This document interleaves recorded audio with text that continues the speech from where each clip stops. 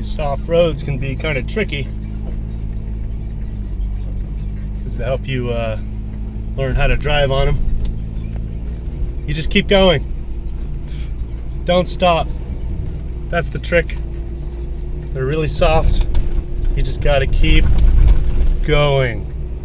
And try to get a good little speed. As you can see, I'm at 20 right now or so. My little triangle keeps flashing, which means that's unbalanced. That's okay, we know that.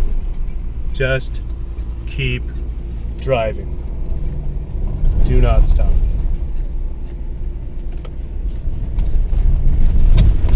Even when you turn, you might slide a little bit, but you just keep that gas pedal going. You don't want to stop. Got it? Good.